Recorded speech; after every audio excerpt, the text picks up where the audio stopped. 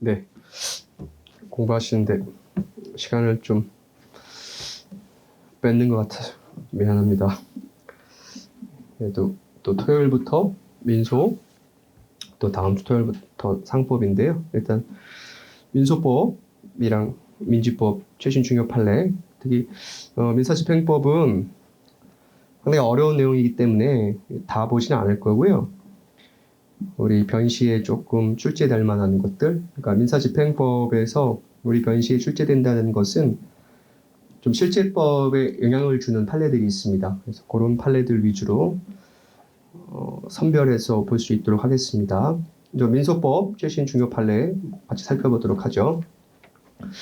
법률신문에서 선정한 중요 판례 2021년과 2020년은 서울대 로스쿨의 전원월 교수님께서 선정하셨고 2019년과 2018년은 이제 퇴임하신 상대 로스쿨의 김홍옥 교수님께서 하셨습니다. 그래서 2021년에는 상당히 중요 판례가 많이 나왔던 것으로 보입니다. 민소법에서 특히 송달 분야에 있어서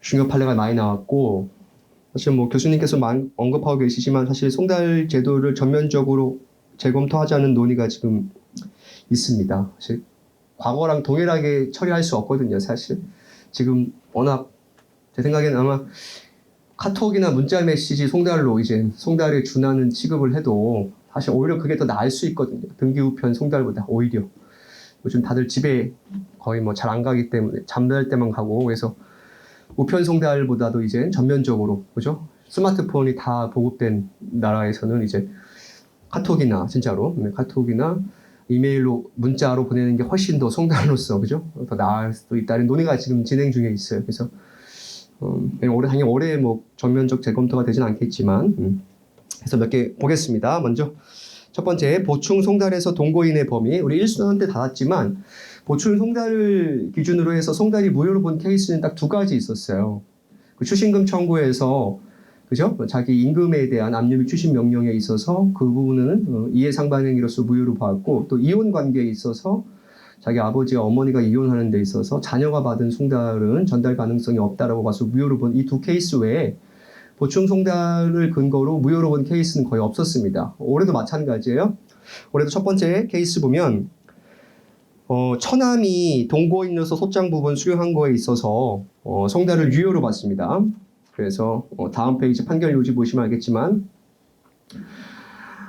민소법상 보충 송달에서 수송달자의 동거인으로서 사리를 분별 지능이 있는 사람에게 교부하는 방법으로 송달할 수 있고 여기서 동거인은 송달을 받을 사람과 사실상 동일 세대에 속하여 생활을 같이 하는 사람이기만 하면 된다라고 봐서 판결의 선고 및 송달 사실을 알지 못해서 자신이 책임질 수 없는 사유로 말미암아 불변기간인 상소기간을 지키지 못하게 되었다는 사정은 당사자 측에서 주장 증명해야 한다고 해서 추후보원 항소를 받아들이지 않았어요.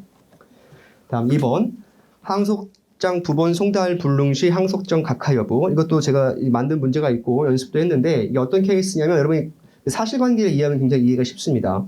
보면 원고가 먼저 피고를 상대로 먼저 소를 제기한 거예요. 1심이.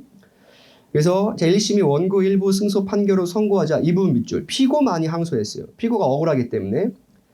그런데 항소장 부본이 원고의 수치인 불명 이유로 송달이 불능됐습니다. 2심 재판장은 피고에게 주소 변경을 명하자 그 보정 명령을 받은 뒤 55일이 지나도록 원고 주소를 보정하지 않자 항소자 각하 명령을 했어요. 그러자 피고가 즉시 항고했는데 왜 이게 다수 의견과 소수 의견이 있느냐? 사실 이 소를 최초에 제기한 사람이 누구 때문이죠? 원고 때문이거든요. 근데 원고가 자기가 주소 바꾼 다음에 주소 바꾼 거 신고하지 않아가지고 항소가 이루어지지 않는 사안인데 항소자 각하 명령으로 끝나면 1심 판결이 확정되거든요. 그러면 피고 입장에서 너무 억울한 거예요. 아니 내가 소를 제기하지도 않았고 원고가 자기가 이겨놓고 주소 바꿔놨는데 그 주소를 법원에 알리지 않은 불이익이 왜 나에게 돌아가느냐. 여기에 대한 고민이에요. 소수 의견은. 소수 의견은 그 말이 맞다 이거라는 겁니다. 그래서 반대 의견 먼저 보면 소장 부본의 송달 불능과 이건 다르다. 항소장 부본의 송달 불능은 소송 계속 중 소송 서류가 불능된 것에 불과하기 때문에 항소인 즉 피고가 송달 불능을 초래한 것이 아니다. 그럼에도 불구하고 송달 불응으로 불이익을 오로지 항소인 즉 피고에게만 돌리는 것은 부당하다라는 주장을 한 것이고 내 다수 의견은 그렇게 볼 수 없다는 거예요. 물론 그러한 사정이 이해가 되지 않는 것은 아니다. 하지만 문헌 해석상 그거는 문헌 해석의 범위를 넘는 해석이다. 이렇게 결론이 내려졌습니다. 다음 3번. 제3채무자의 문자 메시지. 그죠? 요게 조금 시사성이 있어요. 그죠? 제3채무자의 문자 메시지가 피보전 채권의 추원 항소 제기 기간의 기산점이 될 수 있느냐? 결론은 소극이에요. 일단 안 됩니다. 사실관계를 한번 보면 A가 B를 피고로 물품 대금을 청구했는데 소장 부분이 공실 송달되고 판결 정본도 공실 송달로 처리되었습니다. A가 위 판결에 기하여 B의 C에 대한 예금 채권에 대한 압류 및 추심 명령을 받았고 그 명령을 송달받은 C가 B에게 그 문자를 그대로 이제 전달한 거예요. FW 해가지고 법원 요청으로 금일 압류되었다. 사건 번호 이렇게 전화번호 왔으니까 문자 메시지를 B가 받았어요. B는 2달이 넘은 후에야 이걸 복사하고 추원 항소장을 제출했습니다. 그러니까 원심은 이 문자 메시지로서 B가 자신을 채무자로 한 판결, 그죠? 요게 확정된 것을 알았다고 보아가지고 이때로부터 기산점을 잡은 거예요. 문자 메시지 전날. 그래서 2주가 지났으니까 추원 항소는 부적법하다고 봤는데 대법원에서 파기환송됐습니다. 대법원에서 파기환송됐어요. 이거 좀 시사성이 있죠. 그래서 대법원은 이 정도만 가지고는 안 된다 이거예요. 그래서 그 다음 페이지 밑에서 한 5번째 줄 밑줄만 보면 문자 메시지 수령은 추원 항소 제기 기간의 기사점이 될 수 없다라고 판시했어요. 다음 네 번째 판례 공실 송달에서 추원 항소의 제기 기간 기산점. 그러니까 이게 지금 굉장히 실무에서 문제가 많이 된다는 거예요. 저도 이거 상고해봤는데 기각 떴어요. 신불 상고 기각은 아니고, 그러니까 다들 못 받았다는 분들이 많아요. 그래서 제가 또 바꿔야 되긴 할 것 같아요. 그래서 이제 우편이 아니라 카톡이나 메시지로 바꾸는 게 훨씬 더 전자이기 때문에 송달 여부, 기록 여부도 확신하고 요즘 또 카톡 읽으면 일 없어지기 때문에 송달에 대해서도 부인하기 어렵고 그런 거를 반영해야 된다는 지금 움직임이 있고 이 케이스도 거의 비슷한 케이스예요. 보면 사실관계 잠깐 보면 A가 B를 피고로 이제 대여금 승소 판결을 2004년이 받고 10년 정도 지나서 시효 연장을 위한 제소가 각하됐는데 A가 뭐라고 했냐? 어차피 B가 그 사이에 일부 변제했기 때문에 채무 승인해서 시효이 포기이고 시효 연장을 위해 다시 소를 제기한다는 내용 소장을 제출했고 주소지에 폐문 부재로 인한 공실 송달로 돼서 통지가 됐는데 제1회 기일 다음 날 밑줄 법원 직원이 피고 휴대전화번호 전화해서 소장 9번을 너의 주소지로 송달하겠다 고지를 했어요. 이 법원 직원이 이렇게 전화 안내한 것만으로 공실 송달에 따른 책임을 피고에게 돌릴 수 있겠느냐 이 문제가 된 거거든요. 그래서 원심은 2심도 마찬가지고 됐다 이거지. 이거는 피고가 책임질 수 없는 사유로 말미암아 항소 기간을 지킬 수 없던 경우 해당하지 않는다. 그죠? 책임질 만한 사정이 있다라고 봤어요. 1심, 2심은 대법원에서 파기환송됐습니다. 분석 부분 보면 법원 직원의 위와 같은 전화 안내만으로는 공실 송달에 따른 책임을 피고에게 돌릴 수 없다라는 것이에요. 됐어요? 됐고. 그래서 판결의 공실 송달 사실관계는 피고가 판결 정보를 받은 날로 봐야 된다. 그러니까 다툴 수 있는 기회를 더 줘야 한다는 것이죠. 제 생각엔 대법관님께서 아직 스마트폰 사용하시는 게 익숙치 않아서 이렇게 판단하시는 게 아닌가 싶기도 하고 그렇습니다. 젊은 판사님들은 바로 이건 알았다라고 봤던 것 같은데 사실 뭐 좀 지체 높으신 분들은 아직 스마트폰 못 쓰시잖아요. 그래서 익숙치 않아 하시더라고요. 다음 5번 판결 절차에서 부자기 채무 또는 부대체적 자기 채무 이행을 명하면서 동시에 간접 강제 명할 수 있느냐 명할 수 있다는 거예요. 명할 수 있습니다. 이게 대표적인 게 방금 하고 왔는데 그거예요. 그 상법에서 주주 명부 열람 등사 가처분 있지 않습니까?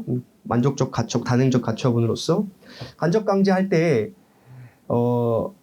법원이 영업일 9시부터 16시까지 뭐 휴대폰 복사 및 PC 복사를 가능하게 해라 해도 버틸 수가 있어요. 회사에서 그러면은 간접 강제 형식으로 1일당 10만 원, 뭐 100만 원, 1000만 원 이렇게 해서 하게 될 텐데 과연 이런 식의 판결이 가능하냐에 대해서 다수 의견과 반대 의견이 있었어요. 결론은 다수 의견은 간접 강제할 수 있다는 겁니다. 그것이 소송의 실효성을 높일 수 있다는 것이 핵심적 근거였어요. 사안 보면 원심은 원고 천고 중 이 사건은 이제 토지 일부 사건이었는데 토지 인도에 대한 사용 방해 금지 및 간접 강제 청구를 인용하면서 피고는 원고 사용을 방해해서는 아니 되고 피고가 이를 위반할 경우 일당 10만 원씩의 배상금을 지급하라는 판결을 선고하자 이렇게 본안 판결을 선고하면서 법원이 간접 강제를 명하는 것까지 가능하겠냐 이거예요. 그래서 반대 의견만 한번 보면 반대 의견은 판결 절차와 강제 집행 절차가 분명 다르고 왜냐하면 판결 절차는 본안이고 집행은 집행이니까 판결 절차에서 간접 강제를 명할 수 있는 근거 법률이 없는 건 맞아요. 그 두 번째, 판결 절차에서 명하는 강제는 민사집행법상 간접 강제와는 다른 절차다. 따라서 시간적 간격이 너무 짧고 또 판결의 실효성은 보존 처분인 가처분으로 해소할 수 있기 때문에 본안 판단에서 굳이 간접 강제까지 명할 수는 없다라고 봤는데 대법원은 할 수 있다는 거예요. 그렇게 하는 것이 판결의 실효성을 더 높일 수 있다. 분쟁의 종국적 해결에 이바지 한다.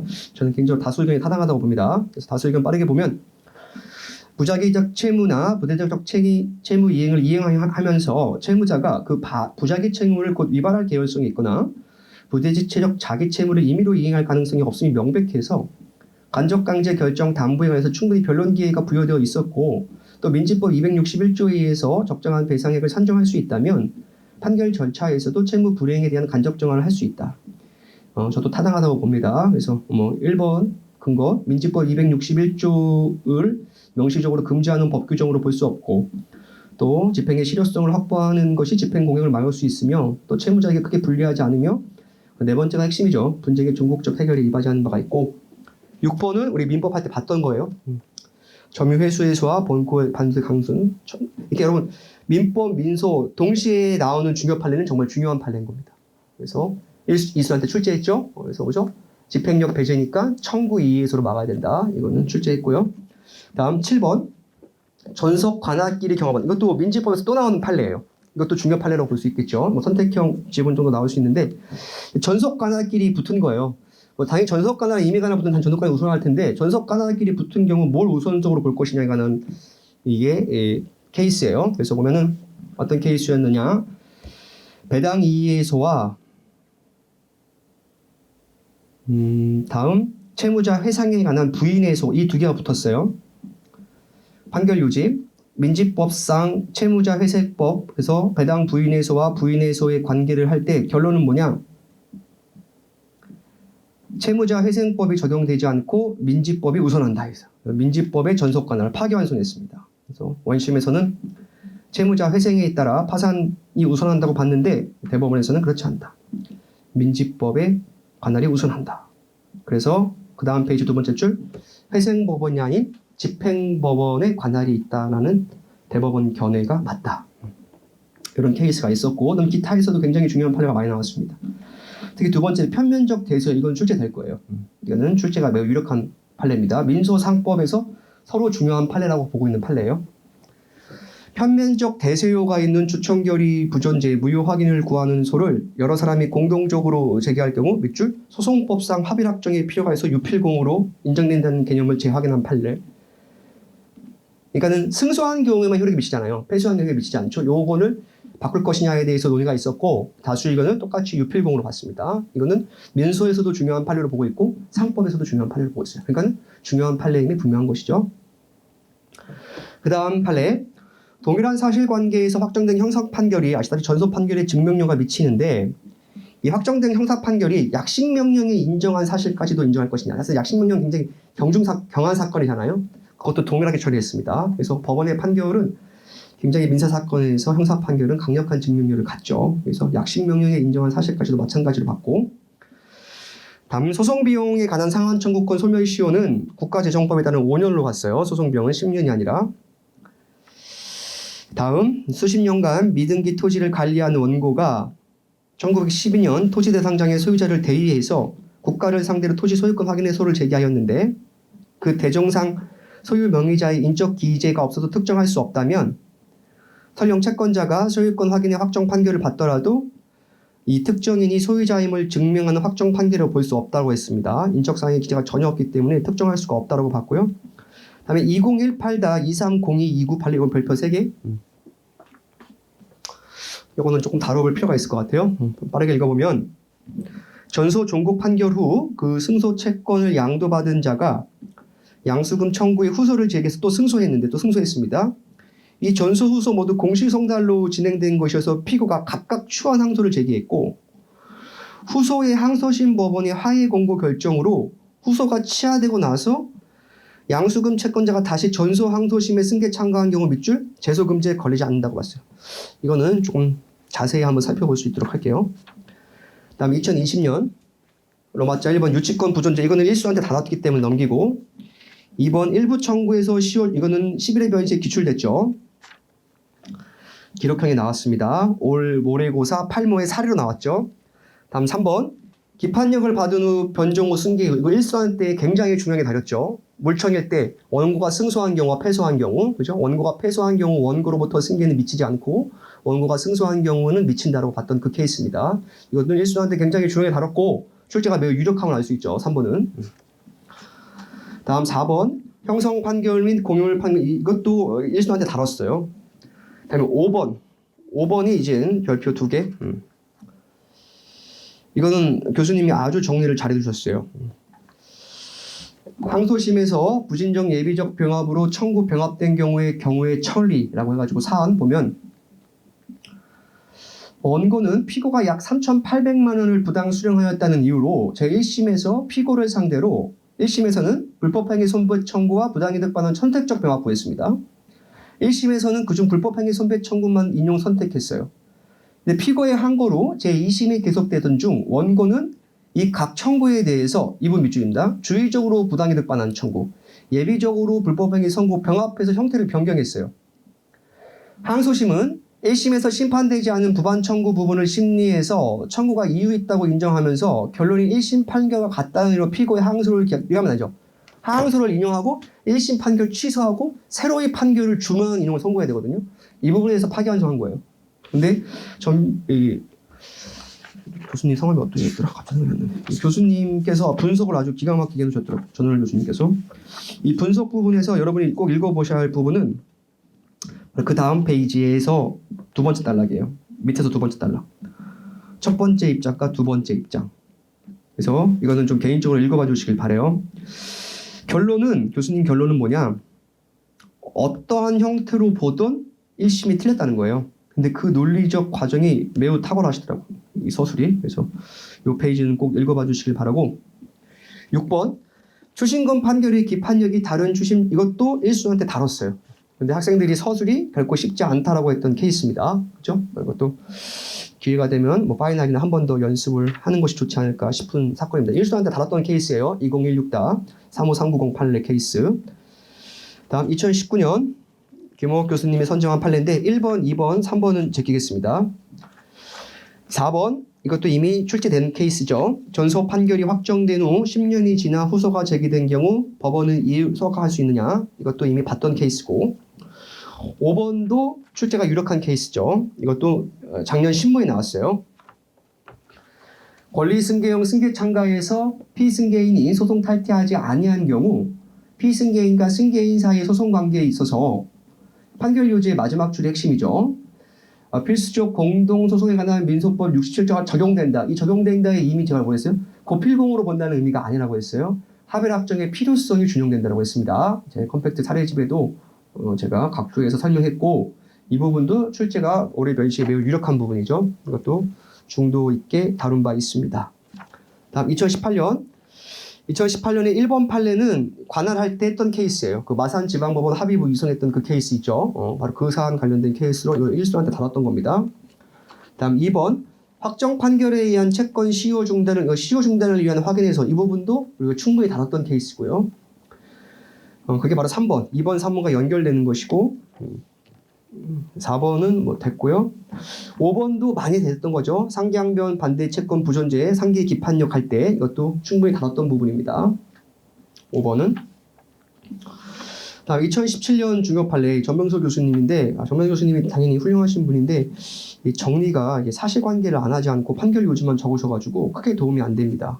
하지만 그래도 출제된 판례만 조금 보면 2017년 판례에서 넘겨보실까요? 한 장 넘기고, 두 장 넘기고, 세 장 넘기면 소송 탈퇴 전에 제기한 이거는 10회변시 출제되는 거죠. 소송 탈퇴 전에 제기한 재판상 청구로 인한 시효 중단효 2016-357898 판례 이거는 출제가 됐습니다. 이미 변시에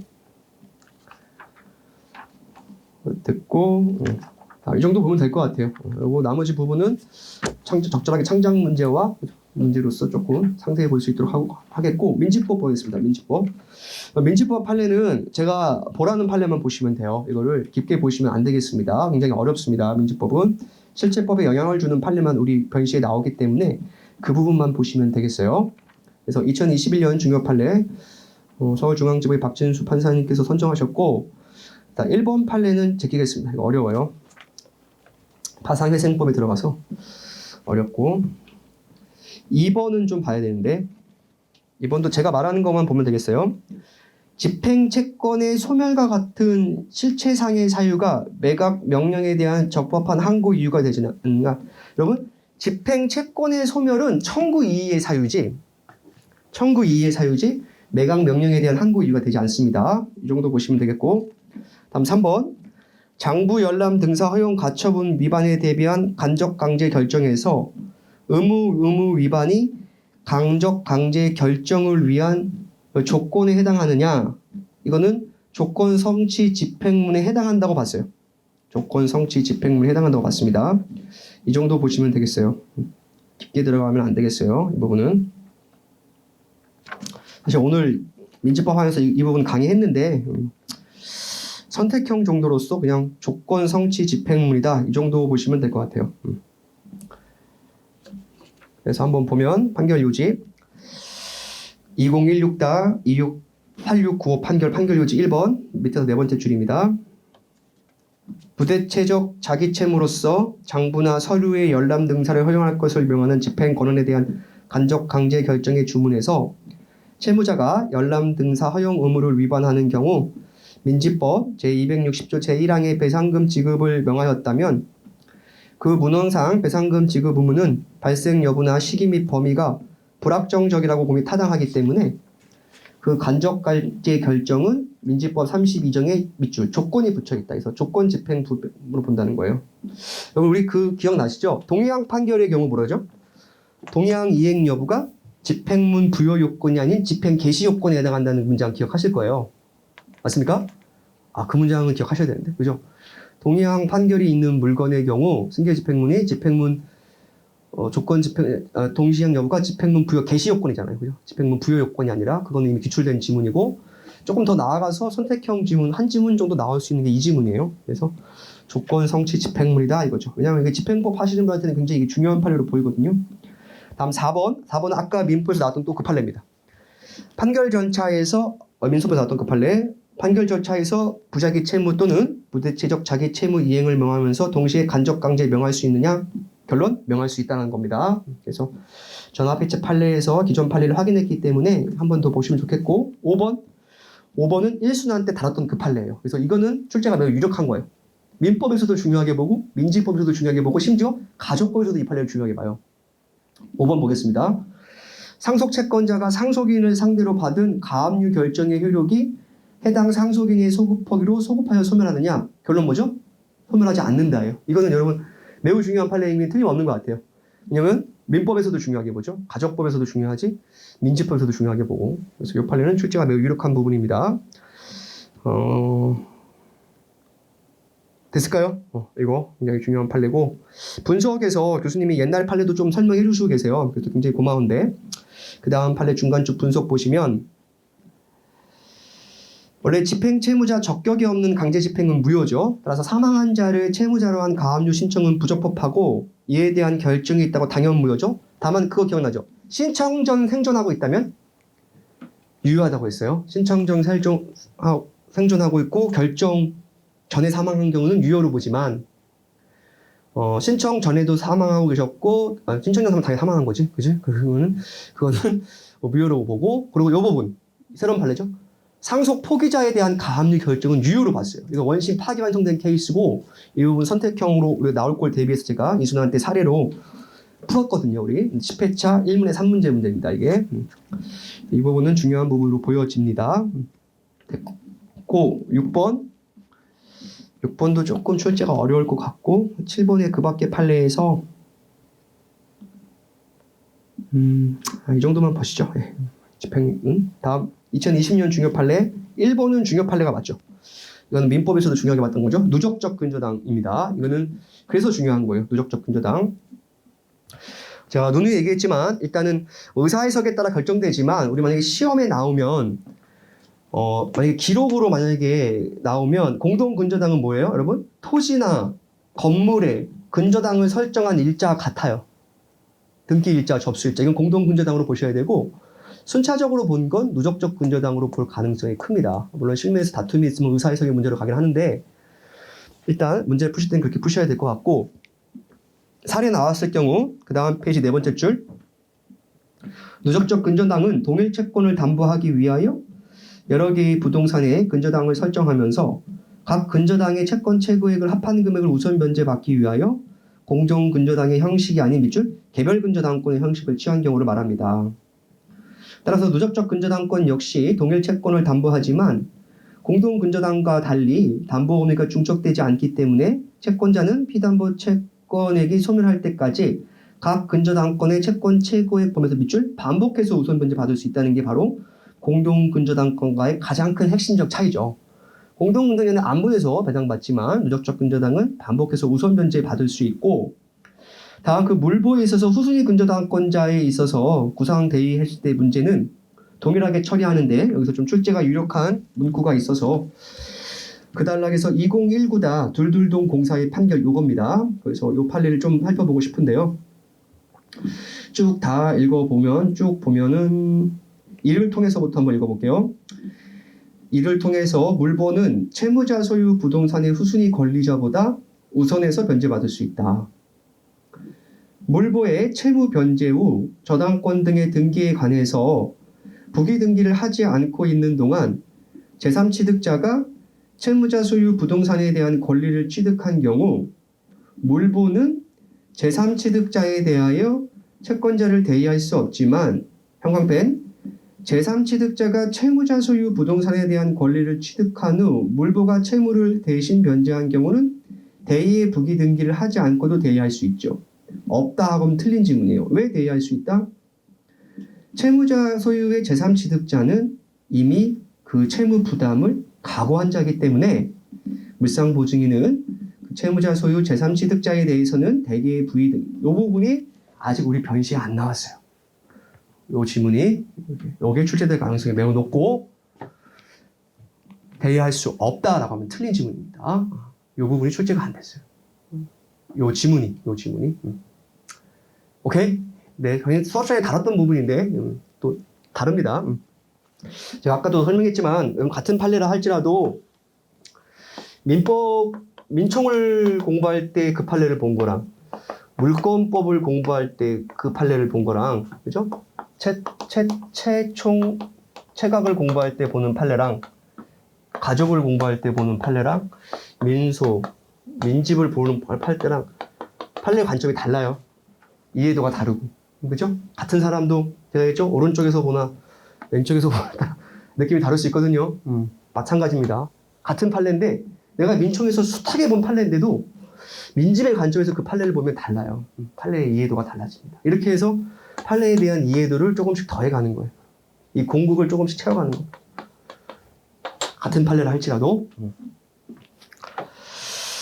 다음 2번 판례에서는 여기서도 사실 방금 전 그 했던 얘기인데 민지법 강의할 때 그래도 좀 시험에 나올 만한 부분만 볼게요. 그 다음 페이지의 중간 정도 보면 분석 부분에서 보면 채무자가 배당표에 대해 의뢰하는 경우 집행력 있는 집행권원의 정보를 갖지 않으면 밑줄 배당이의소를 제기해야 되고 집행권원을 가진 사람은 집행권원의 집행력 배제이기 때문에 청구이의소를 제기해야 돼요. 집행권원의 집행력 배제를 다투는 방법은 청구이의소밖에 없어요. 그런데 확정되지 않으면 청구이의소를 제기할 수 없어요. 청구이의소는 확정돼야 되거든요. 확정되지 않으면 그럼 어떻게 해야 돼요? 상소와 함께 집행정지 결정을 별도로 받아야 돼요. 이게 중요합니다. 다시 한번 여러분 청구 이의소 제기한 것만으로 집행정지가 안 돼요. 민지법 46조의 잠정처분을 받아야 되거든요. 제3자 이의소도 마찬가지예요. 민지법 48조의 제3자의 이의소를 제기한 것만으로 집행정지 안 돼요. 잠정처분을 별도로 받으셔야 됩니다. 추후보안 항소 재심도 마찬가지예요. 공실송달 판결을 내서 확정돼서 집행력 할 때에 추후보안 항소 재심 제기한 것만으로 집행정지 안 돼요. 민소법 500조에 의해서 집행정지 처분을 별도로 받아야 돼요. 그래서 채무자는 가집행 있는 선고 있는 판결을 받은 채권자에 대해서 밑줄 상소와 함께 집행정지 결정을 받아서 함께 집행 절차를 정지시켜야 됩니다. 네, 이 부분을 좀 설명드리고 싶었고요. 다음 3번. 사실 3번도 매우 중요한데 이걸 지금 여러분을 이해시킬 수 있는 저희 역량이 안 되네요. 3번 넘기겠습니다. 이건 매우 좀 복잡한 개념이 있어가지고 그거는 좀 오래되고. 다음 4번. 4번은 별표 3개. 이건 출제될 수 있어요. 네, 4번은 굉장히 시사성도 있고요. 4번은 중요합니다. 4번은 채권 집행 방법에 있어서 늘상 있는 방법이에요. 갑이 을에 대한 집행권을 확보했습니다. 채권자, 채무자, 재산 채무자가 은행이에요. 실무에서 채권 측에서 가장 실효적에 있는 방법이 을의 은행 예금 계좌를 동결시키는 방법이거든요. 그럴 거 아니에요? 그죠? 왜냐하면 거래 계좌가 수독되니까. 4대 은행을 주로 동결시킬 텐데, 실제로 을이 병이 4대 은행 우리, 하나, 신항 있잖아. KB 있는데, 실제 예금 계좌를 개설한 적이 없어요. 이해되시죠? 그런 경우, 요 집행채권에 대한 시효 중단 시기 내지 시효 진행 시점을 어느 시점으로 봐야 될 것이냐에 대한 문제가 있어요. 그래서 원심과 대법원의 결례가 다릅니다. 당연히 대법원의 견해가 중요할 거고, 대법원은 뭐라고 했냐? 설령 이 예금 계좌 자체가 개설된 적이 없다 하더라도 얘한테 도달된 날, 예를 들면 17년 10월 11일 날 도달됐다. 그럼 이 집행채권의 소멸 시효는 그 다음 날인 17년 10월 12일부터 진행된다라고 봤어요. 원심은 애초에 이 효력이 없다라고 봤고, 요 케이스가 바로 4번 케이스입니다. 이건 굉장히 중요한 케이스예요. 보면 채권 압류 당시 피압류 채권이 부존재한 경우 뭐요? 집행채권의 시효인 거예요. 여러분, 이 채권의 시효인 걸 말하는 거예요. 집행권 얘기잖아. 집행채권. 이건 뭐지? 피압류 채권, 전부채권. 그죠? 이걸 집행채권이라고 하고 집행권은 피압류 채권, 전부채권, 추심채권. 이렇게 표현합니다. 따라서 요 채권의 소멸시효가 언제 중단이냐. 그 문제예요. 판결 요지 보면 채권의 압류는 민법 168조 이하에 따라 시효 중단효가 있는데 압류 당시 피압류 채권이 이미 소멸하여 부존재하는 경우도 집행채권에 대한 권리 행사로 볼 수 있죠. 권리의 잠재한 자로 볼 수 없잖아요. 따라서 압류 집행으로서 그 집행채권의 소멸시효 중단을. 사실 이 문장을 잘 이해 못하더라고. 여러분, 이 채권의 시효를 내는 게 아니야. 이 채권이 민법 168조 2호라고. 그거 내가 얘기했잖아. 추심명령 할 때 압류 및 추심명령 송달되면 이 채권은 확정적 시효 중단 효과가 없다니까. 단순 채권으로서 효력밖에 없어. 따라서 민법 174조에 따라 6개월 이내에 갑이 병에게 추심금 청구의 소를 제기하면 추심명령과 송달된 때 확정적 시효 중단 효과가 발생한다고. 그런데 애초부터 이 채권이 부존재한 경우 그럼 어떻게 할 것이냐. 다만 압류의 대상이 존재하지 않아 압류 명령이 제3채무자에게 송달되더라도 민지법 227조에 따른 압류 효력은 발생하지 않고 특별한 사정이 없는 한 후송 집행 절차를 집행할 수 없어 밑줄 압류에 따른 집행 절차가 바로 종료되기 때문에 시효 중단 사유가 종료되어 집행 소멸시효는 그때부터 정확히 그 다음 날부터. 이 유사 문제가 언제 나왔어요? 8회 변시에 나왔어. 8회 변시에 동산 압류 집행한 적 그 기억나죠? 동산 집행에 착수했는데 없었잖아. 문 딸고 가서 빨간 딱지 붙이려고 봤더니 아무 물건도 없어. 어때? 착수한 다음 날부터 소멸시효가 되는 거거든요. 이 동산과 채권은 압류 집행 방법이 동일하단 말이에요. 압류 현금화 배당. 그때 요 케이스가 나올 가능성이 높지. 채권. 8회 변시에 나왔고 한번 유사 출제가 가능한 케이스가 바로 이 케이스예요. 4번 케이스. 그래서 이건 중요하다. 이건 중요한 보여요. 그다음에 5번도 중요합니다. 5번은 선택형 출제될 가능성이 높고 5번도 사실 방금 민지법 강의 설명하고 왔던 건데 여러분 재건축 조합에서 조합장이 하는 짓이 마음에 안 들어요. 돈 빼돌려 그 있는 게 보여요. 오케이? 그러면은 그 조합 직무집행 그 조합장에 대한 직무집행 정지 및 직무대행자 선임 가처분 신청할 수 있느냐? 없어요. 결론부터 얘기하면 각하입니다. 각하. 왜 그러냐? 해임 청구권을 피보전 권리로 한 직무집행 정지 및 직무대행자 선임 가처분은 어떠한 경우에 받아주냐? 해임 청구권이 법률 명문의 규정이 있는 경우만 가능해요. 그러면 실무에서 그 재건축 조합장에 대한 해임을 어떻게 하느냐? 간단하지. 재건축 조합은 10분의 1이 동의를 해서 총회를 열면 돼요. 그렇게 처리해서 그 직무집 조합장을 날려야 되지. 얘가 아무리 나쁜 짓을 지금 많이 하고 있어. 지금 리베이트도 많이 받고 조합도를 횡령하고 있어. 그렇다 할지라도 보전 처분으로서 직무집행 정지 및 직무대행자 선임 가처분을 구할 수 있는 방법은 없어요. 현행 법률상. 거기에 대한 연장선에서 이 판례가 나왔어요. 이 판례도 선택형으로 그냥 오늘 민지법 강의에서 공부하시면 알겠지만 굉장히 중요하게 다른 부분이거든요. 이 파트가. 빠르게 볼게요. 보면 민법상 조합의 청산인에 대한 해임 청구권을 밑줄. 해임 청구권을 피보전 권리로 한 직무집행 가처분 허용되지 않아요. 왜? 명문의 규정이 없어. 결정요지. 민법상 조합의 청산인에 대하여 법원의 해임을 청구할 권리가 조합원에게 인정되지 않기 때문에 동그라미요. 이 해임 청구권을 피보전 권리로 한 직무집행 정직 및 직무대행자 선임 가처분은 허용되지 않습니다.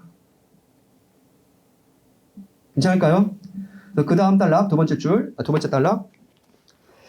법률관계의 변경 형성을 목적으로 하는 형성에서는 반드시 법률상 명문의 규정이 있어야 돼요. 대표적인 게 우리 회사소송 아니에요? 회사소송. 그죠? 단체의 대표자 등에 대해 해임을 청구하는 선은 형성에서고 이를 허용하는 법적 근거가 없으면 직무집행 정직 및 직무대행자 선임 가처분 신청은 피보전 권리를 인정하기 어려워 허용되지 않습니다. 그래서 허용되는 경우가 있어요. 어떤 경우? 상법과 민법의 명문의 규정이 있는 경우가 가능합니다. 그래서 상법은 각 회사의 청산인에 관한 해임 규정을 두고 있고 민법도 조합의 청산인의 직무 및 권한에 관한 직무를 준용하도록 하고 있기 때문에 이 경우는 되지만 법원은 민법상 법인의 민법 84조를 준용하고 있지 않아요. 따라서 민법상 조합의 조합원에게 청산인에 대한 해임을 법원에 청구할 권리가 없기 때문에 해임 청구권을 피보전 권리로 한 직무집행 정지 가처분 허용되지 않습니다. 이것은 기존의 판례 합격어인의 이사장이나 중소기업 협동조합법에 설립된 조합의 이사장에 대해서도 같은 맥락에 의해서 직무집행 정지 가처분 허용되지 않아요. 이유는 간단하다. 왜? 피보전 권리가 법에 없기 때문에 그렇습니다. 그렇다고 변호사님 그럼 재건축 조합자 나쁜 짓 많이 하는데 해임 못합니까? 할 수 있다니까. 조합원의 10분의 1이 조합원 총회 결의를 하면 돼. 그죠? 주총결의 하듯이 조합 총회에서 이러한 비사실이 있으니까 이 사람 자릅시다. 그럼 그렇게 날려야 되는 거지. 명문의 규정이 없음에도 불구하고 직무집행 정직 및 직무대행자 선임 가처분 신청 허용되지 않는다는 거예요. 이거는 선택형으로 출제될 가능성이 있어서 같이 살펴봤고요. 그 밖에 판례에서는 밑에서 네 번째 줄 판례 보도록 하겠습니다. 부동산 인도집행 과정에서 채권자가 강제집행 목적물이 아닌 동산을 복원한 경우 밑줄 보관 비용에 대한 유치권 행사 가능하다는 거예요. 그러니까 점유 자체가 부적법한 점으로 그러니까 인도 과정에서 모르죠? 좀 더 딸려온 거죠 물건이. 그리고 거기에 비용을 했다면 그때는 유치권 가능하다라고 본 케이스입니다. 다음 2019년 중요 판례.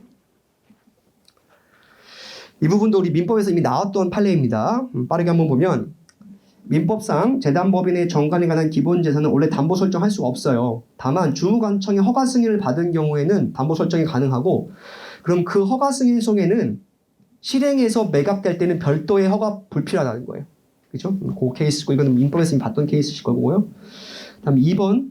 사실 이번 케이스도 굉장히 시사성이 있는데 이게 또 파산 법리가 들어가가지고 빼겠습니다. 파산 이제 중요한 시기인데 아시다시피 지금 파산 사건이 엄청 많거든요. 도산법 케이스가 많은데 아시다시피 우리 민법에서 시험에 내지 않는 불문율이 있는 게 바로 파산이랑 신탁은 잘 출제를 하지 않잖아요. 그래서 이 부분 제끼도록 하겠습니다.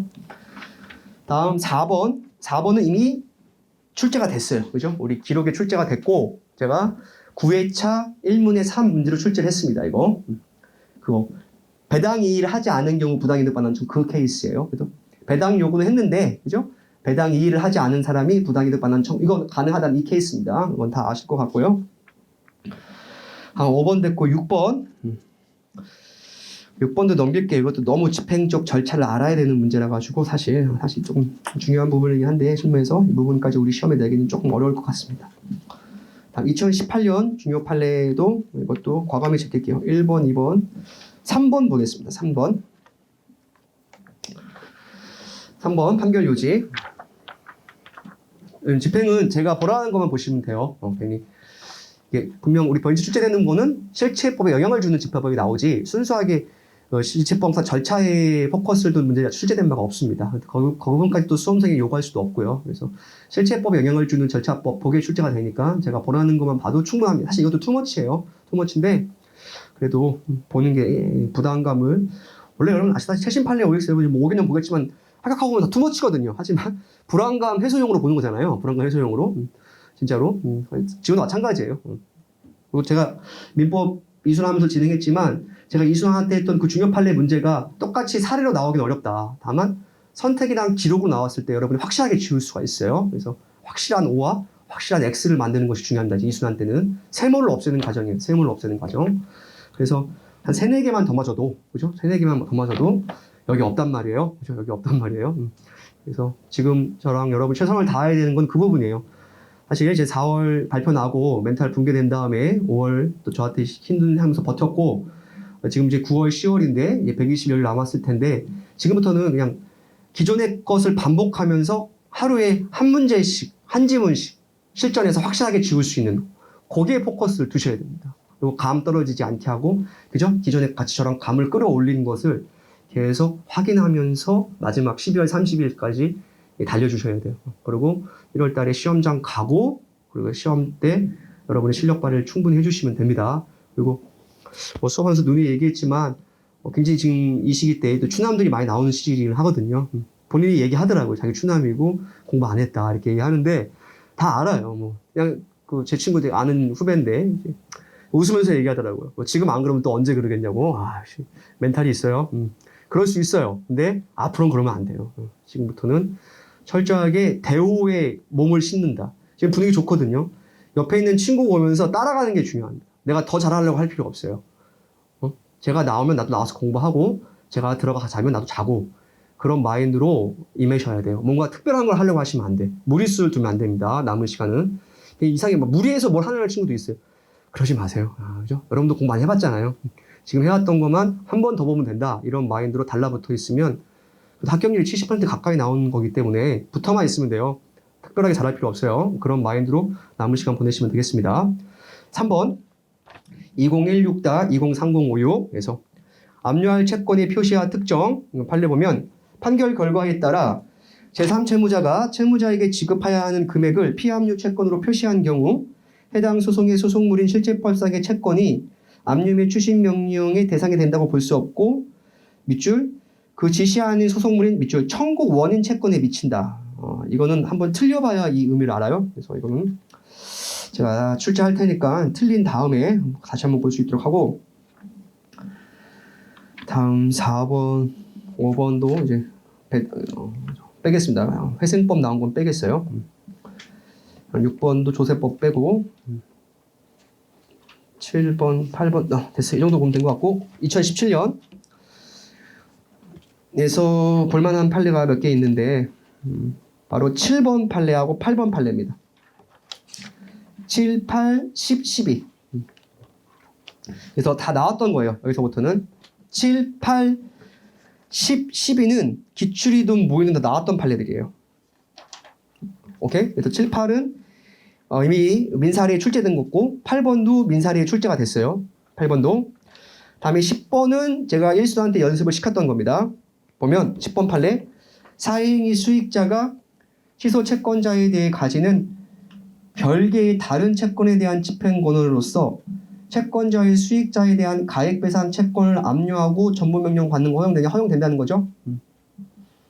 이것도 출제가 안 됐던 거고 다음에 12번 판례 보고 오늘 OT 맞출 수 있도록 할게요. 채무자가 건설공제조합에 갖는 출자증권의 인도청권을 가압류한 경우 가압류 효력 발생 시점과 소멸시효 중단 효력 발생 시 민법 168조 2호에서 가압류를 시효 중단 사유로 정하고 있지만 가압류로 인한 시효 중단의 효력이 언제 발생되는지에 관해서는 명시적 규정이 없어요. 그래서 민소법 265조에 의하면 재판상 청구는 소를 제기한 때 시효 중단의 효력이 발생하잖아요. 이는 소장, 송달 등으로 채무자가 소 제기 사실을 알기 전에 시효 중단의 효력을 인정하는 것인데 가압류의 경우에도 이 민소법 265조를 유추적으로 생각해 가압류 신청 시 시효 중단의 효력이 생깁니다. 즉 이채권 말하는 거예요. 이채권. 갑의 을에 대한 채권에서 을의 병에 대한 채권을 가압류했다면 얘가 갑이 얘를 피신청을 해서 가압류 신청한 때 이 갑의 을에 대한 채권이 시효중단 효과가 발생한다는 겁니다. 민소법 265 유추조명이에요. 따라서 가압류도 재판상 청구와 마찬가지로 즉 법원에 신청함으로써 되기 때문에 신청 시가 시효중단 시점이에요. 요거는 출제 가능성이 있지. 따라서 2번에 밑에서 세 번째 줄 마지막 채무자가 건설공제조합 이게 제3채무자거든요. 이걸 이제 피압류 채권으로 가압류한 경우 법원의 가압류 명령이 제3채무자인 건설공제조합에 송달되면 가압류 효력이 생기고 가압류 일한 시효중단 효력은 밑줄 신청 시에 소급해요. 또 하나 제가 늘 얘기해서 두 번 얘기하는 거예요. 중요해서 이 채권은 확정적 시효중단 효과가 발생하지 않아. 제발 부탁드려. 이건 최고야 최고. 응? 174조 법률로 가야 돼. 따라서 얘가 압류 및 추심 명령 또는 압류 및 전부 명령을 받았다면 얘가 얘한테 추심금 또는 전부금 청구를 한 재판상 청구를 제기한 때 174조에 따라 병에게 송달된 때 확정적 시효중단 효과가 발생한다. 이걸 꼭 기억해 줘야 돼. 왜냐하면 을의 병에 대한 채권이 가압류된 것만으로는 을의 병에 대한 채권 행사를 막을 수 없다고 했잖아요. 그죠? 집행 권한을 확보할 필요가 있고 시효 중단을 할 필요성이 있기 때문에 을의 병에 대한 청구는 무조건 청구 인용설로 가잖아요. 그죠? 그 판결의 연장선상으로 이 판례를 이해해야 되겠습니다. 오케이? 올해 사실 소멸시효 중단에서 금전채권 파트가 좀 안 나왔어요. 그러니까 민소법을 보면 일단 송달이 너무 안 나왔고 작년에 송달의 중요 판례가 나왔기 때문에 기본적으로 송달이 올해 12회 변이지 출제 가능성이 높을 수밖에 없고 그렇죠? 그리고 소멸시효에서는 채권 집행 파트가 좀 안 나왔어요. 그래서 그 파트를 조금 이순환 때 무게감 있게 다루고자 합니다. 네, 수고하셨습니다.